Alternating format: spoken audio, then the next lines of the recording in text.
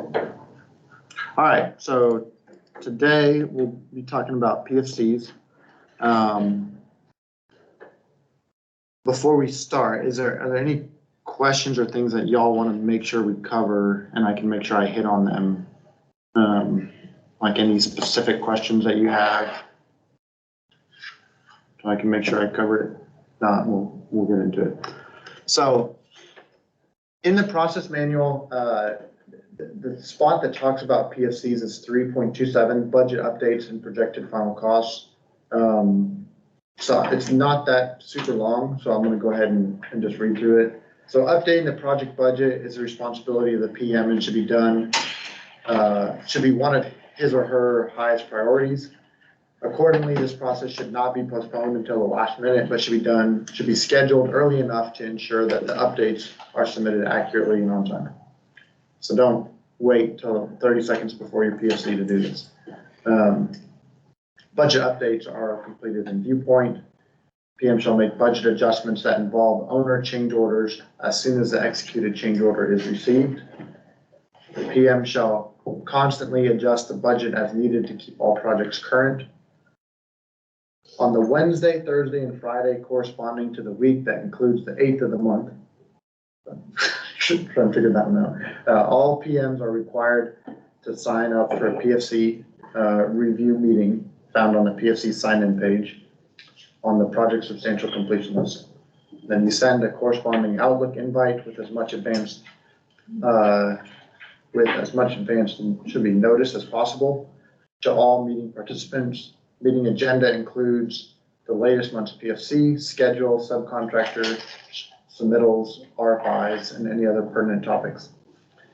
In attendance shall be the PM, APM, or PE, project director, and then recently changed that the VP of operations does not have to be there, but he'll go. You should still send it to Paul, but he kind of picks which ones he goes to. We do that so that we can try and fit people into the schedules a little bit easier. Upon completion of these meetings, the VP of operations will forward all completed PFCs to accounting no later than the 15th. Then the PFC is the project manager's responsibility. Whether prepared by an APM or themselves, they should review and fully understand the PFC prior to the meeting. Anytime fee is written down, there should be an explanation added to the cover page. Somebody had a question last time about what if fee increases? Do we need an explanation for that? And the answer is no. You should know why your fee increased, but you do not need to write an explanation for that. But if you're asked, hey, why'd your fee go up 20 grand? Well, we didn't need concrete pumping, and we also didn't need to put it into contingency. It's healthy. So you should have a good understanding before their meeting. I'll also ask usually if the contingency went down drastically. Yeah. What that explanation. Correct. Not just fee. That's correct. Yeah, if your contingency drops significantly, you should know what you spent it on. Any questions on the process manual part? So now we'll get to actual PFC. So at the meeting, the agenda is we're going to go over Bridget Bench and schedule. Within Bridget Bench, look at the contractual completion date and your tracking completion date, and talk through that. Then buyouts and subcontracts, submittals, any critical project issues, closeout, go through the project summary checklist, and then lastly, actually go through the PFC. So on the PFC cover page, I want to go through this a little bit. So your original contract amount is the first line here. Second line is what your current contract amount is. So this is including change orders. This is what Viewpoint is calculating as your revenue. So revenue is your contract amount. Costs, are the costs on the job or projected costs. And then your profit is revenue minus cost is profit. The actual billings, and then here's your projections, and then last month's projections. right here, billing status, this tells you if you're overbilled or underbilled. This always should be positive. If you have a cost plus job, it will always run slightly negative because we cannot ever bill in real time. So we're incurring cost before we can bill. So it will all, in the cost plus job, this will always be negative. And the goal is to make it as little negative as possible. And then down here's the agenda. I don't ever use this part in the middle. I think Kevin looks at that. Any questions on this cover page? The only time I use that section right there is if based on your date, you have an owner change order has been entered and a sub change from it hasn't, or vice versa, you gotta adjust that projection accordingly. Mm-hmm. Correct. I understand that. Yeah, so you just have to make sure if your change orders are in there, then you're projecting those appropriately. If your owner change order's in there, but your sub change order's not in there, you gotta project the owner change order, because that's a cost you're going to incur. Mm-hmm. If the sub change order's in there because you had to write it early, but the owner change order's not, you can't project that sub cost. You gotta project the owner. The original change amount, order, yeah. the original amount. Yeah. Because Yeah, the budget's not there to support it. But do you see that? You see that here? Under this change order Well, box? sometimes look and see how much that change order amount Yeah, is. right. So you wouldn't wanna just put that in there knowing it's coming?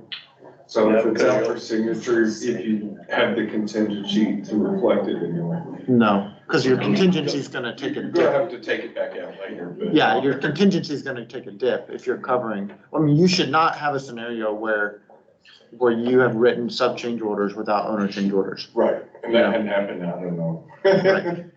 It does happen, so. But, every once in a while, you need to do that. So if, there's a couple ways to, we talked about this a little bit, in the last PFC training.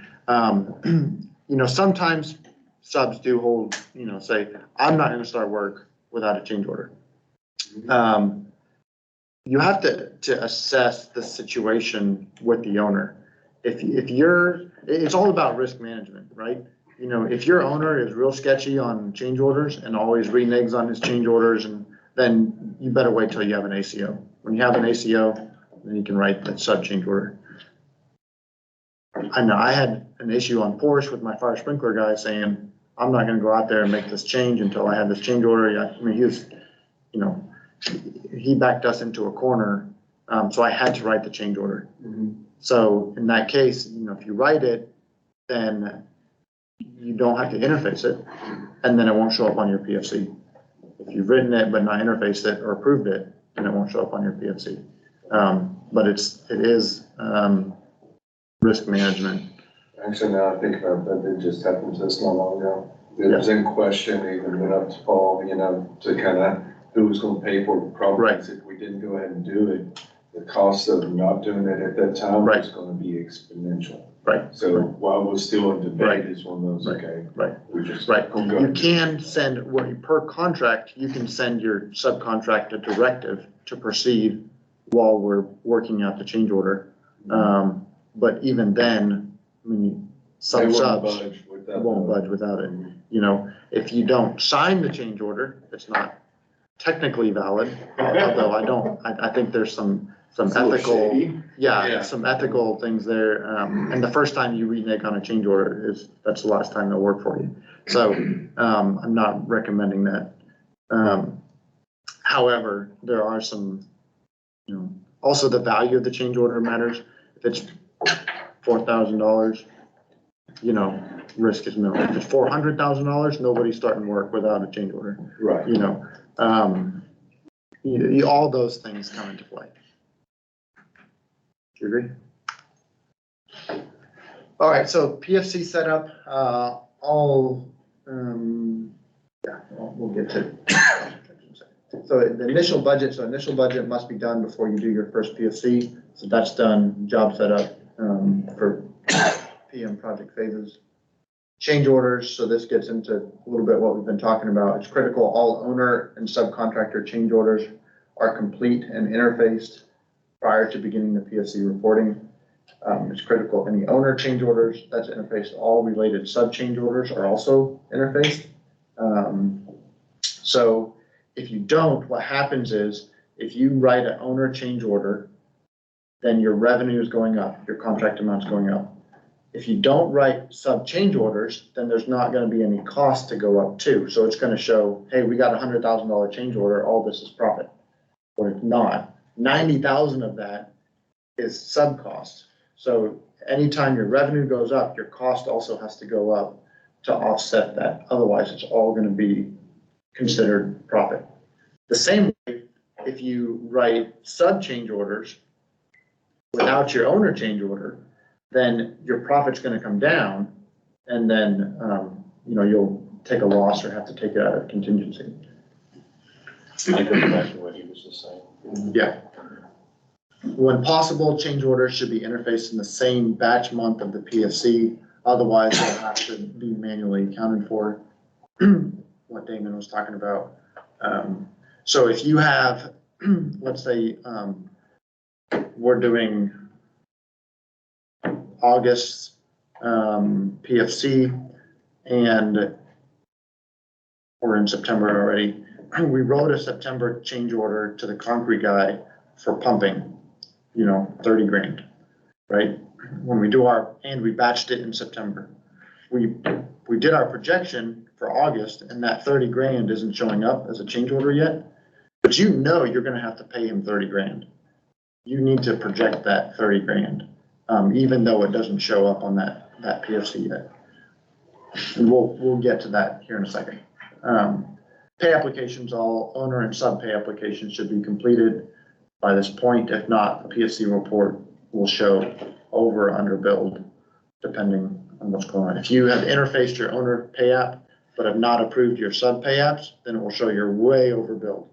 If you've approved your sub pay apps, but not interfaced your owner pay app, then it will show that you're way underbilled. So you have more costs coming in than you have money coming in. It's really important on your PCOs and your ACOs that you code those change orders to the appropriate category, material, other, subcontract. If it's a subcontract and you put it in other or something, it's gonna show up there, and then you're gonna be off on where your numbers are. So PSC terms and strategy. So projected cost. So this is projected final cost to the end of the job. So the whole goal around PSCs is to say, at the end of the job, how much is this job gonna cost? So you're thinking through all these scenarios on what is it gonna take to finish the job? And you wanna be as close as possible to saying, all right, at the end of this job, it's gonna be $10,500,000. That's the whole idea behind the PFC. Looking ahead, thinking about what costs are gonna hit the job, and make sure you've accounted for them all. It's not about accounting for it this month. Every single time you do a PFC, you need to be looking at the end of the job. That's the most important thing. That includes looking at all your general conditions line items. Correct. Projecting. If you're gonna run those long, run costs. short, you can adjust those numbers accordingly. Right. You need to be thinking about even your own manpower. So you and your APM have 3 jobs right now. Next month, 2 of them are finished, and you won't have any money left to charge on it. What you have been charging to that one job, that's gonna go up exponentially, because now you only have 1 job instead of 3 jobs to charge your time to. So it's not just, all right, we're gonna take this amount and we're gonna, prorate it for 12 months. It's like, all right, over the next 5 months, 100% of my time and my APM's time are gonna be on this job. So you have to, that might change. You just have to think through the scenarios of the costs that are gonna hit. Are we still sharing the rates at what everybody's hit the job at? Supers, senior supers, PMs, APMs? Yeah, so they're all standard rates. Right. Do we have that list floating around somewhere where it could be sent out?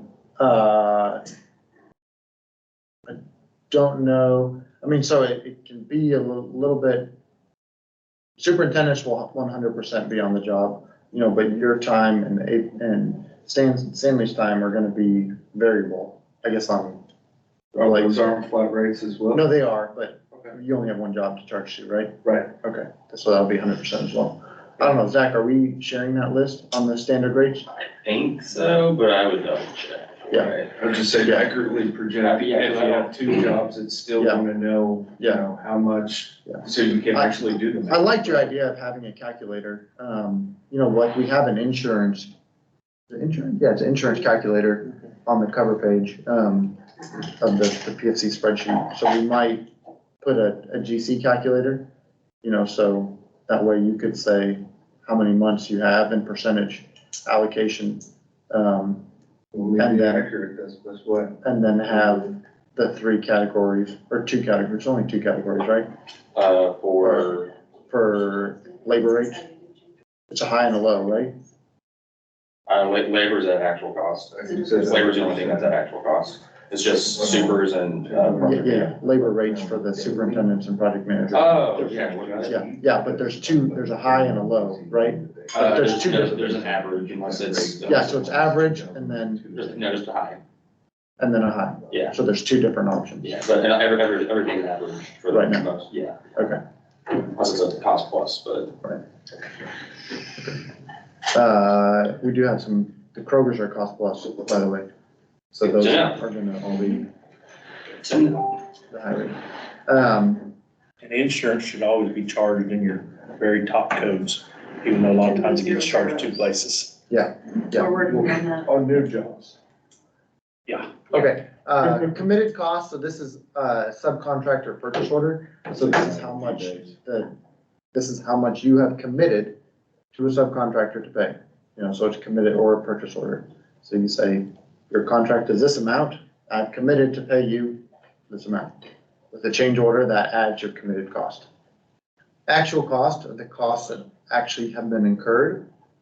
So when a sub bills, that turns into actual cost. When you get a miscellaneous invoice, that's actual cost. It's what has hit the job at this point. Profit is calculated by subtracting the total projected cost from the contract amount. So you can think of it as your project has this container, and the container is your revenue. Anytime that the cost increases, the profit goes down. Anytime the cost decreases, the profit will go up. So it's directly corresponding. You know, you have less cost, more profit, more cost, less profit. But it's all contained in your revenue contract amount. Your revenue is the project contract amount. So your strategy.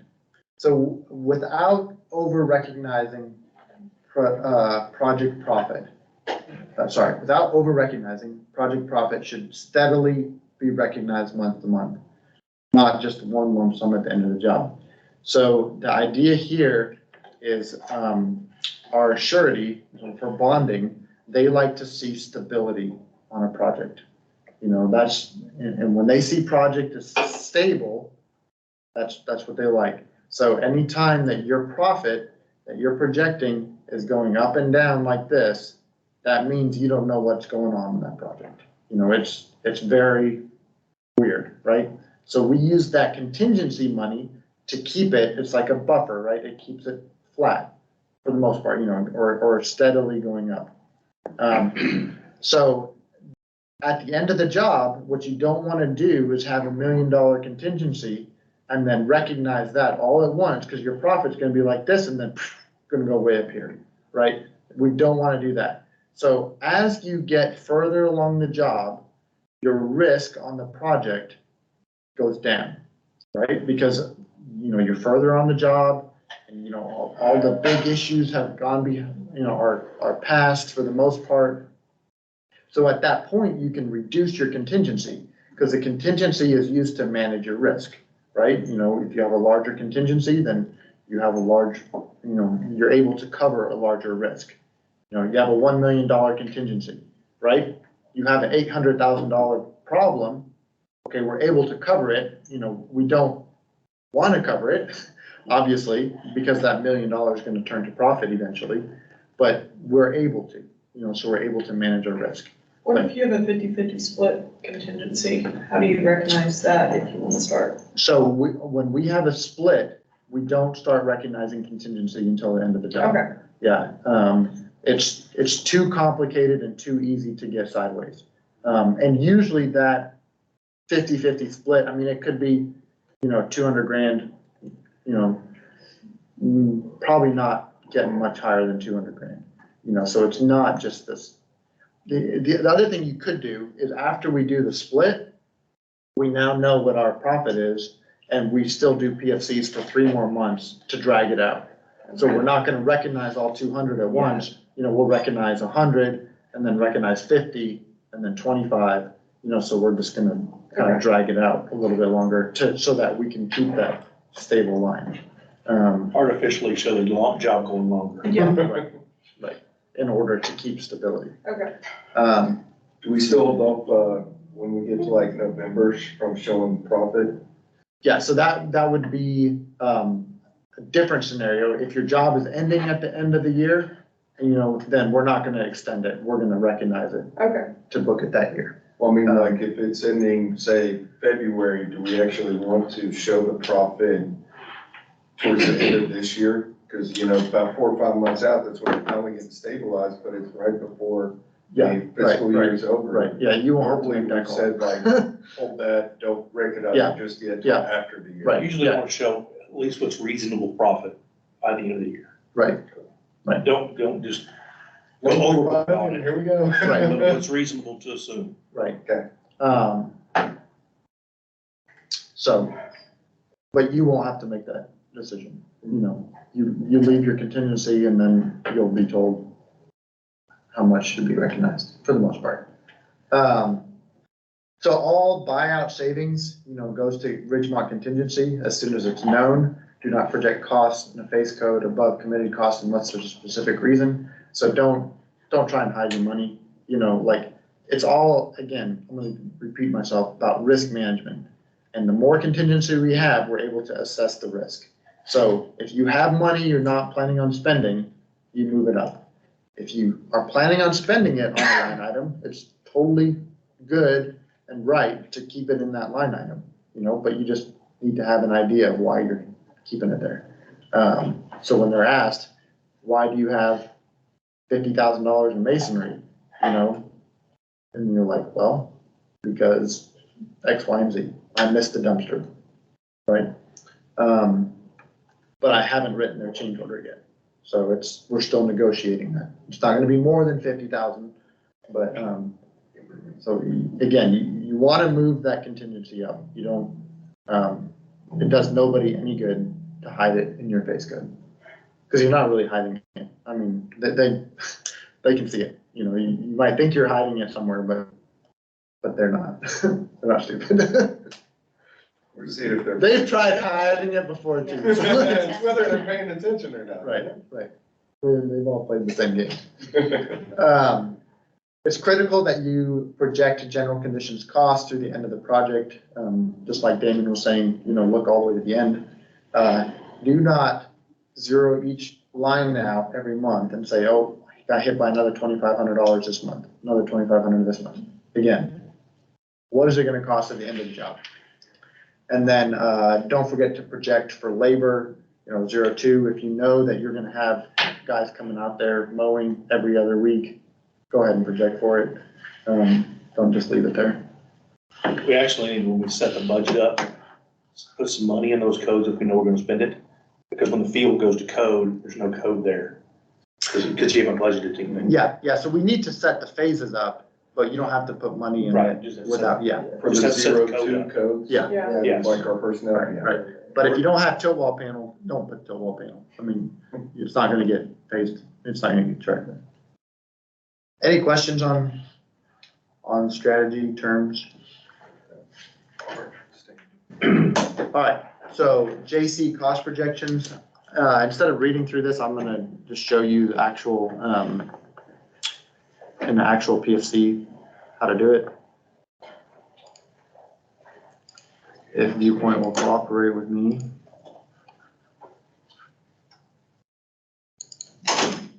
Okay, JC cost projection.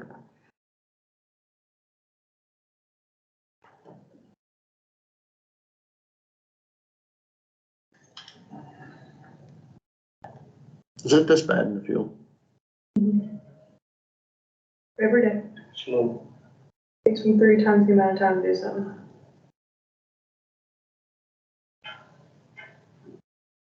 Okay, it's not this bad.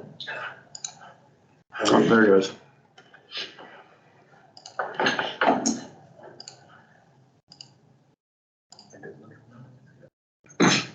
This has nothing to do with the number of windows I have open. That's coincidental. I tell you, it has.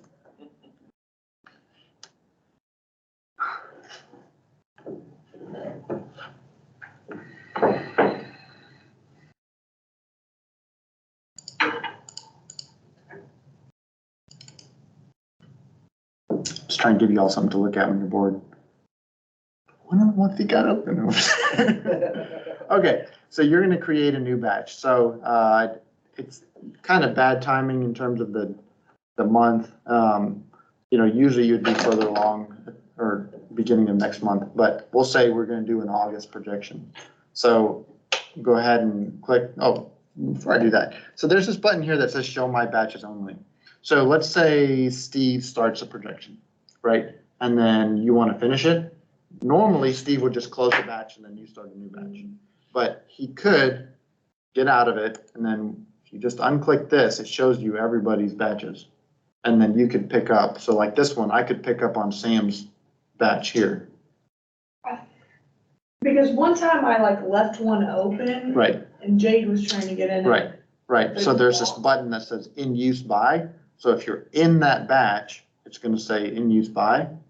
And then Jade would have to right click and then unlock it. Okay. And then you could get in it. Okay. So, so right now there's only 2 batches open. Ooh, not sure what Jason was doing, but I'll probably have to close that batch for him. In general, create a new batch, pick the batch month. Okay.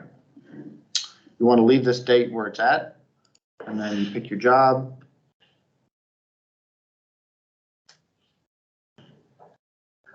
All right. Up at the top, there's this right here. Sometimes this is folded up. Contract info shows you your original amount, current amount, projected amount, and working. So this is the last projected amount, and this is your working amount. So that's helpful. A lot of times people don't see it because it's up there. The columns here, you can adjust to how you want them to be. So if you go to File, Projection Options, Display Columns, you can pick the categories you want. The default has a bunch of units in there, and we don't do anything with units. You know, so I just uncheck all of them.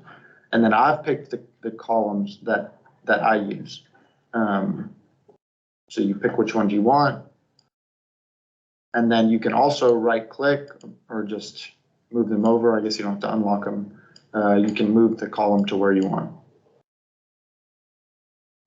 So this is the order I have, usually sorted by phase.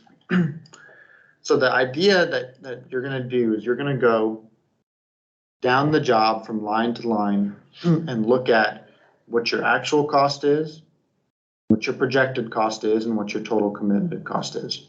So in this line here, there's an allowance for the dog park. We don't know yet how much we're gonna spend, so we're gonna project the full amount.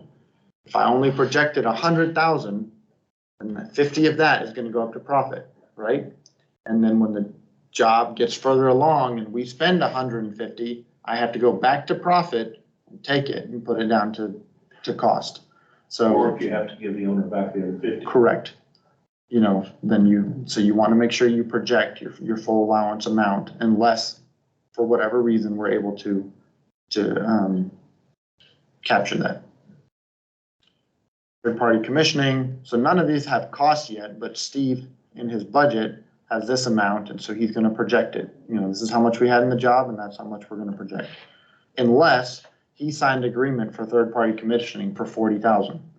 In that case, he's going to project 40,000 because he knows this is going to be more. Insurance, Typically you project, what your budget is. In this case, right here, his original amount plus change orders, he's now at, 111,000. So he's gonna project that amount. Note, we'll get to this on the next slide, but there are a few special phases, one of them being insurance. This should always be the 0038. Taxes are also up there. We'll get into those specific phases, not 01s. No bonds on here, sales tax for ESJ jobs. And here's our contingency line. So he's got 529,000. When I do a PSC, I typically will come in here and I will erase my contingency. Because I do not, I do not want to be focused on my contingency when I'm doing my PFC. I'm going to throw that out the window and I'm going to determine how much is this job actually going to cost. And then at the end, I'll say, all right, how much money do I have left in my contingency? I don't want to be burdened by moving that contingency up and down. I always try and get the most accurate amount. Sometimes, so this is a scenario, what used to happen to me is I would get to rough carpentry and I was like, man, I need another $5,000 in rough carpentry. And then I go up to my contingency and I only have 25,000 in there. And I'm like, let me just do 2,500, and I'll just put 2,500 so that my contingency doesn't go down that much. Then 2 months from now, what do you know? I spent 5,000, right? But I had been trying to protect my contingency and that doesn't work. Like that's not what we're going after. We want to accurately project. So what I do is, so I'm not burdened by my contingency, I just delete it. I have no idea what I had before. So I start off by just deleting it. And then I accurately go down each line item, so for this case right here, Steve has 22,000 in final clean, but he's projecting 30. He might say, last time I got burned because I had to do 2 final cleans, or this is a car dealership. I know I'm going to have to do an extra clean in there. So I'm projecting more money than what's in my budget, but he's looking at the end of the job on what he's thinking. Am I correct? Legal fees, again, he's projecting his budgeted amount. I'm just going to skip over. All these are general conditions. You need to, again, think through those items. What is it going to be? If you get to job trailer, right? And you're like, well, what am I spending per month? Paul's texting 1 second.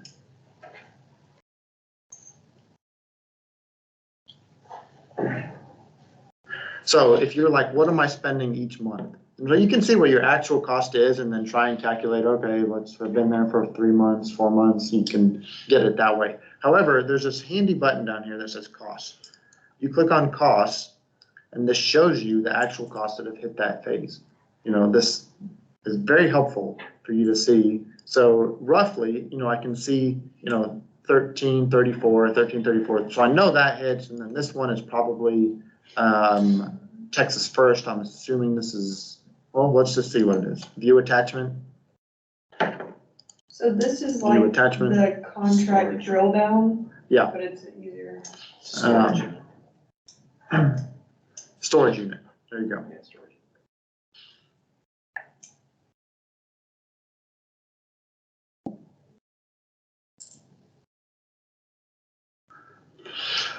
So, it's just like that, except this shows it by phase. So, So if it has different cost types, it's gonna show all of it? no, because you're only looking at that line, which is cost type 4, Okay. right? Yeah.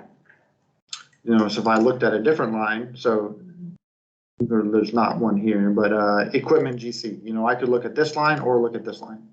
Oh, that's much easier. than Yes, what I it's did. very easy you could have gone to JC Detail and then see there and then go find the invoice and then, Yeah, but if you want to just see costs right here, you can pull up, so it's actual cost, you pick on the line, you can see a description. If you want to see the invoice, you click invoice.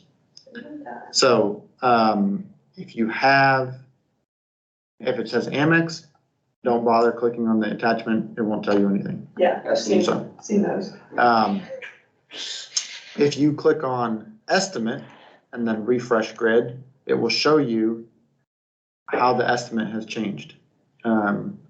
So this one, I guess there was $3 that was removed at some point. We'll get to a different one, which is a little better scenario for that. But that cost button is very helpful. Again, you're going down, projecting the lines. You can use the buttons down here. So this shows $0 remaining. You know, so you could say, I know I'm gonna pay the concrete guy 50 grand for, let's say, pumping again. You can put 50 grand in there and it will move it up by $50,000, you know? Or you can put 0 and it matches what your current estimate is. So in this line, let's go back to cost. So these are the actual costs. So these are his pay apps, his pay app 1 and 2. If I look at estimate and refresh, so we had a change order to the owner for $3,200. So that has gone up. If you show committed, this is how much, again, we have committed to the sub. You have to hit refresh. So we have written the sub $4 million contract. Then we did a 241,000 deductive change order, and then an 842,000 deductive change order, and then that change order that we got from the owner. So not sure about those two lines, but written to the wrong amount, or sorry, those are payments. You're right. Right, that's because that's remaining committed cost. This is total committed cost, shows you where that change order is. You're right. Which check that as well, please. Which, Check the payments? Yeah. I don't, doesn't hurt. I don't think those can be off the, it would be an extraordinary circumstance if these values did not match. Because that would mean somebody had to adjust the Excel import. Still good to check. However, those should be accurate. You can view attachment, and I believe, no, it won't pull it up. It won't pull up the GC pay. So you're going through, let's see here, let's say AC, I had to pay him 50 grand. Pavement markings, zero that out. Don't worry, I'm not gonna batch it.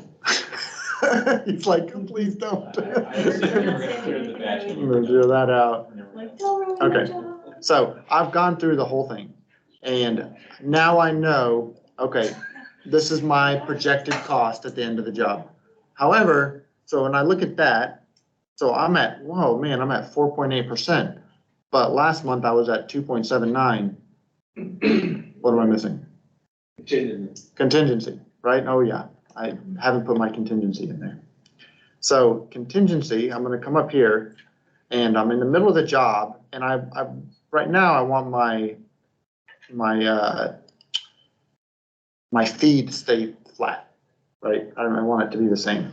So I'm gonna come in here and I'm gonna use the calculator, and I'm gonna look at my previously projected amount right here, and I'm just gonna do the hundreds. So I'm gonna do 472,513 minus what my current projected is, which is 66,913.88 equals 405. And I'm gonna say return to field. Oh, come on. Why didn't that work? 472,513 minus 66,913.88 equals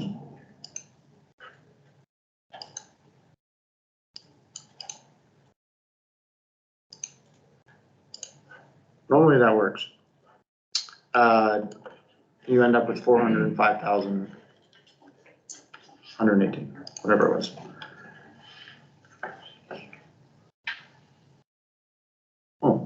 was for contingency though, right? That was very, There very you good. can see your fees are equal. Then you put it on. Now, my fees are equal. No, I put it in that 405. Oh, right. So now I'm off by a couple $100, but, you can see your fee percentage is the same. So that's my trick, how I use it and then now I know this is my contingency I had. So I just hit, I dropped my contingency by, oh, that's general conditions. I put it in the wrong line. You're Yeah, right. that's what I was saying. Yeah. 405, 118.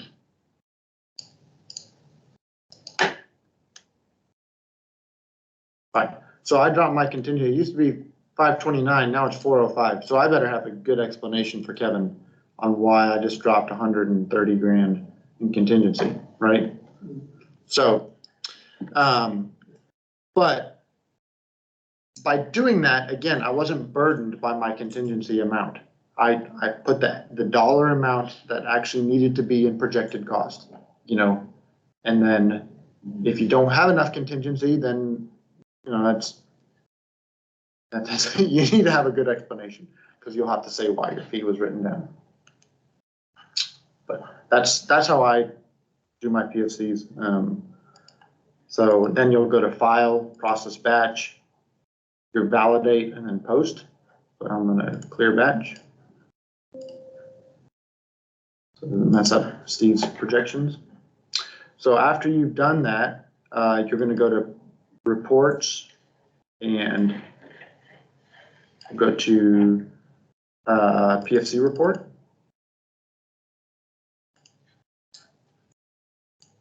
What's your job? Month.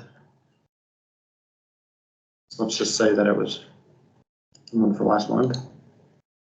So this ACO date, you need to be careful with this one. So this is not necessarily the month that it's batched in. So this is actually when was that ACO approved. So if I wrote an ACO today that was batched in July, I need to make sure I do ACO through today. So if you write two ACOs, one batched in July, one batched in August in the same day, your PFC report's gonna be screwed up, because it's not necessarily when was it when the month it was batched in, but it is the date that it was approved. It's very easy to get confused on the ACOs.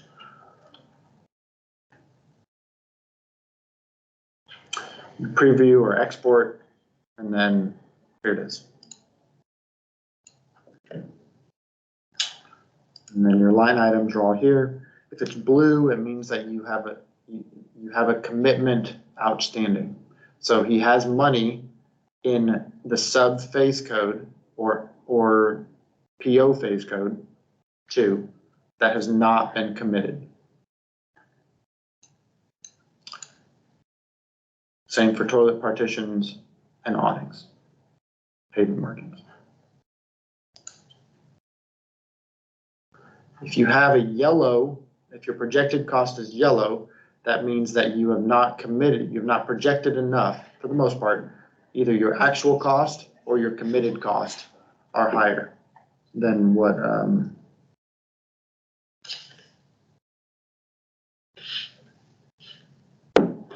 it should be. Okay. From there, you're going to save it to the project folder, and then you're going to send it to the people in your PFC meeting.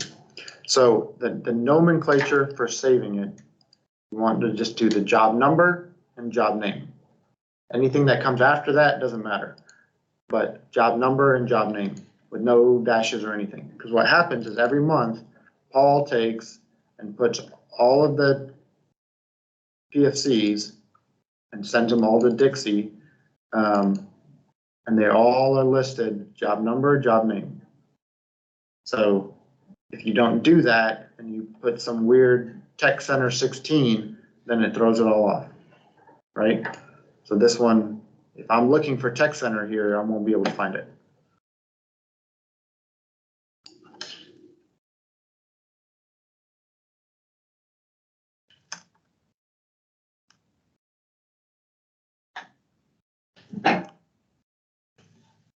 Okay.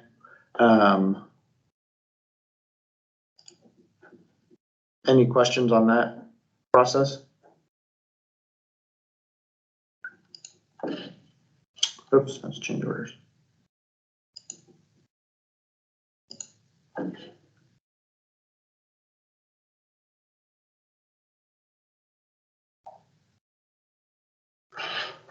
Let's look at this real quick. So cover page, verify all the numbers. So up at the top, that last column said previously projected amount. Just verify that and make sure it auto populates now. But if you've done projections in between, then that might be off. You just want to double check that and make sure it is accurate.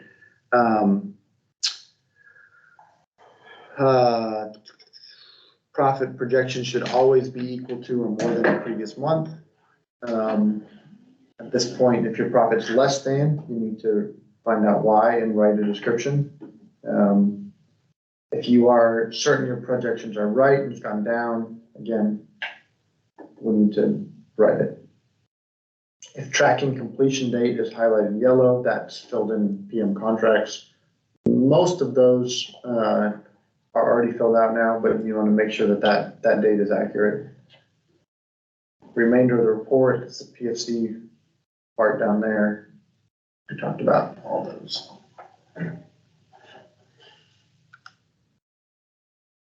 All right, so some useful cost reports. So when you, not all of these necessarily are useful in PFCs, but they're, when you're looking at costs associated with the job, all of these are helpful understanding what's going on. And it really depends on what you're looking for on what report you need to look at. So I'll briefly show you some of these. So RCC JC detail is like the standard cost report for any project. And this shows you all the costs that have hit the job and broken down by phase.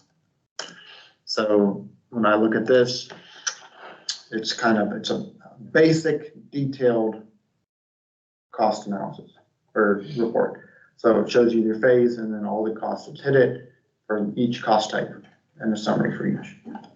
So it's very helpful to see kind of in detail, just comprehensive, every single little thing that's hit the job.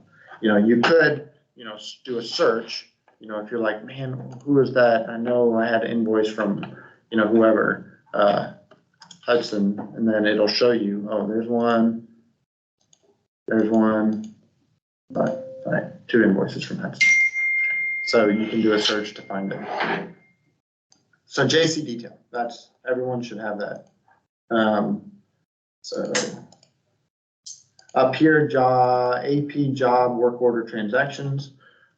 This one is helpful because it is broken down by sub or by vendor. So if you want to see all of your invoices from Hudson, again, you're going to come down and find Hudson. You're going to open it up. You can see the summary, and then you can see the attachments for each invoice.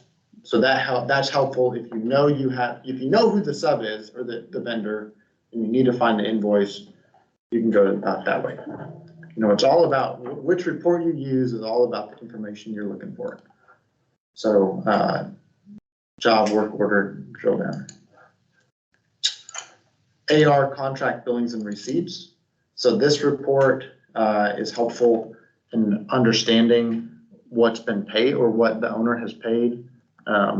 So in this instance, this is only if that check has been posted. So right now we have 4 payouts totaling $4 million, and the owner has paid us 4 payouts totaling $4 million. So the balance is 0. So this is helpful. If you don't see a receipt here that matches, then you can see, okay, that's still outstanding.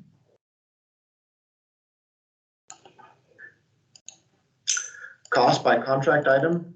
So this is mostly helpful if you have a cost plus job. If you don't have a cost plus job, you won't ever get in this.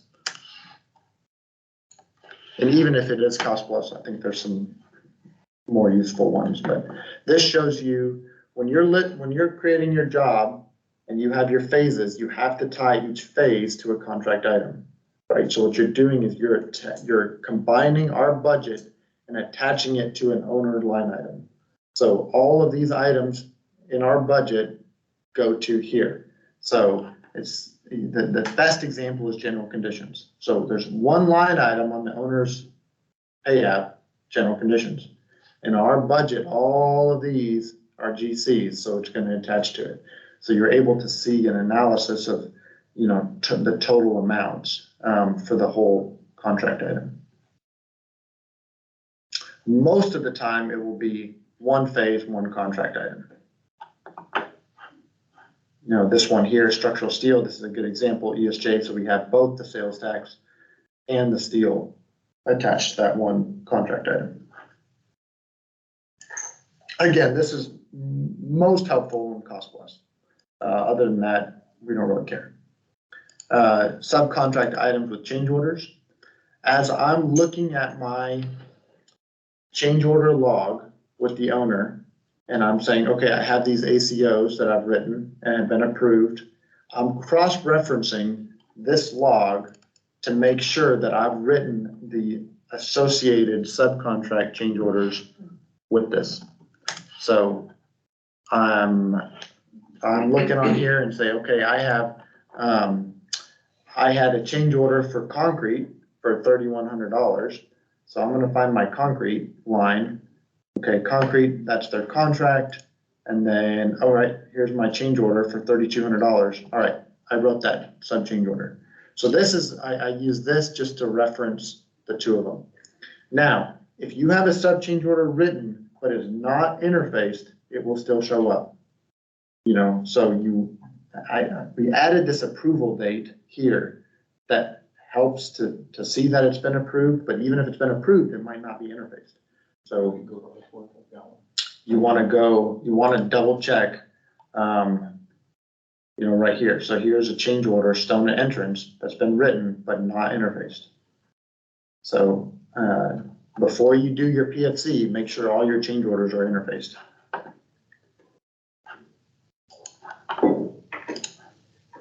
RCC change order summary. So this is the change order summary log.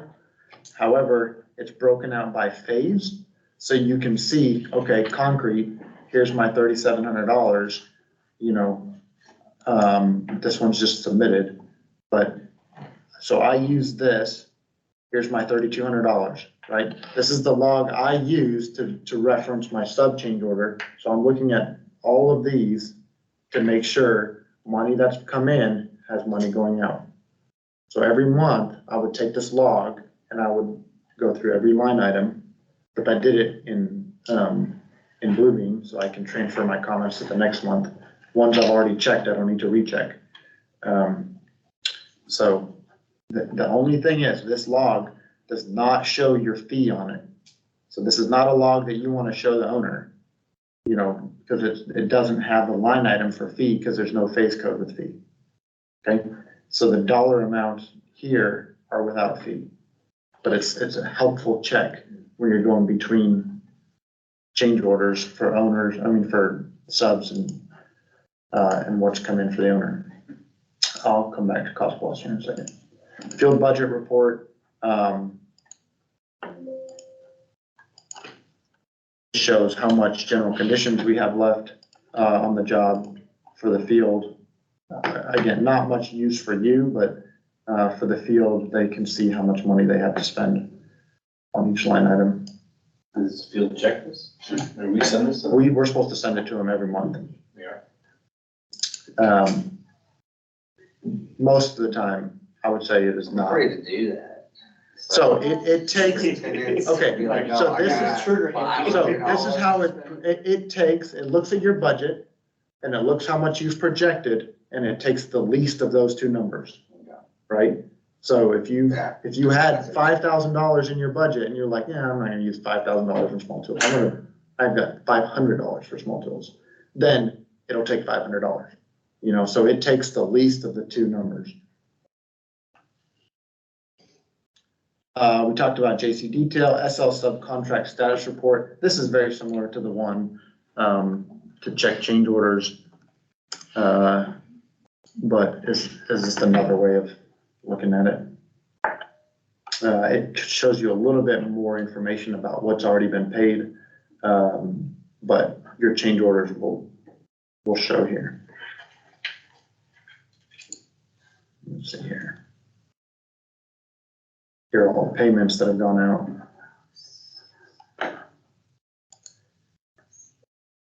Let me see if I can find, okay, here's change order 1 and 2, show up right here.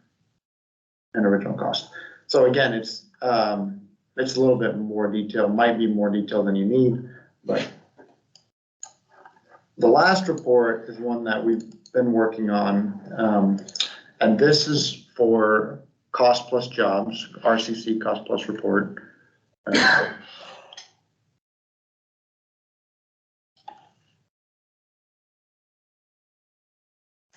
Okay, so when you have a cost plus job, and we'll do cost plus training sometime, you always want your projected amount to match your budgeted amount to match your owner contract amount.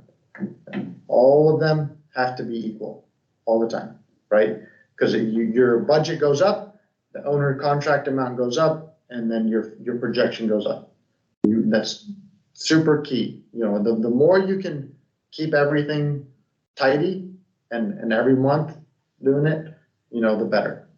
So what this shows you is what you've projected. So projected cost of completion, 40,000. What my budget is, 40,000. Okay, those two match. But on the owner side, I have $0 in contract item 1, right? So something's weird. That money that should be allocated for this is at 0. So something's weird there.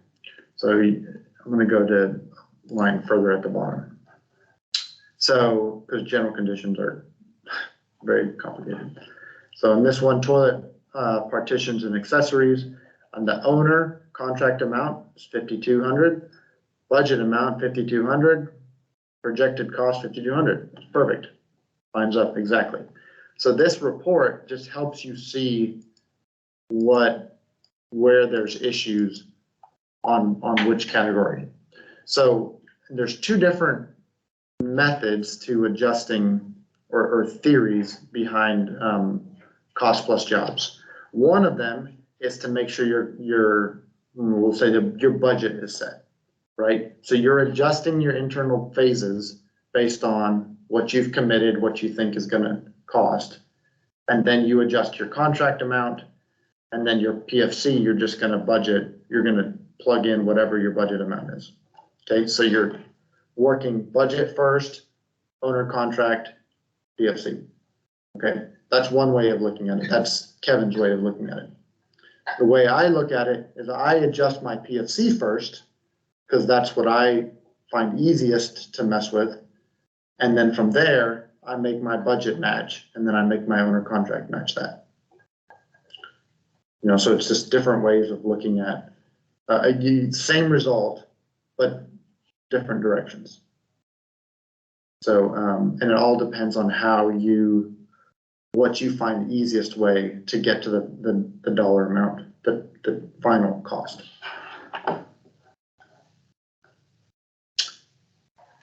So those are the reports that I find helpful. If for whatever reason you don't have access to these, let me know. There's nothing in these that's confidential that you shouldn't have access to. Keep in mind, I will say this, keep in mind. So this billings and receipts. So when a sub calls you and says, hey, I haven't been paid in forever, you'll be able to pull this up and see if you've been paid. But also keep in touch with your AP manager and understand, hey, we've been paid. When do you plan on paying this out? You don't want to commit to a sub. oh, we got paid 2 days ago, you should get a check tomorrow. And then they call the AP manager saying, what the hell? I was told we were gonna be paid tomorrow. So you can use this as a tool, but keep talking with your AP manager because they know what's on their plate to pay out. We try and pay out within a week of when we get funded. But if we got funded for 10 jobs all at once and your AP manager slammed, it might push to next month, to next week. And then also if the sub says no liabilities on the job and we get 5 notices, that's gonna delay the process for that sub as well. Cause we have to make sure we get all the unconditional subs. So I would always direct that question, when are we gonna be paid, to your AP manager? But for you, you're able to see, have we actually gotten the check? And also, I like to use the word soon on payments, soon, because it's not a hard dates or no bueno. Yeah, I mean, it's okay to say we try and get payments out within the. Yeah, 5 to 7 business days is what I said. 5 to 7 business days. And you can tell them we have been funded, so that's, that's fine. Yeah, I would say we've been funded and we try and get payments out within 5 to 7 business days. Please make sure all your paperwork's right. Correct. Yeah, that's based on if you have your paperwork correct, That's a safe way of saying that. Yeah. And I think that's my last slide. I have one more, but it froze, so. You don't get to see it. You don't get to see it. I want to see that. No, you don't get to see it. It won't show you. No, It's not good. That's not good. no, thank you for that. All right, Thank you. going to PFCs. Any questions, comments?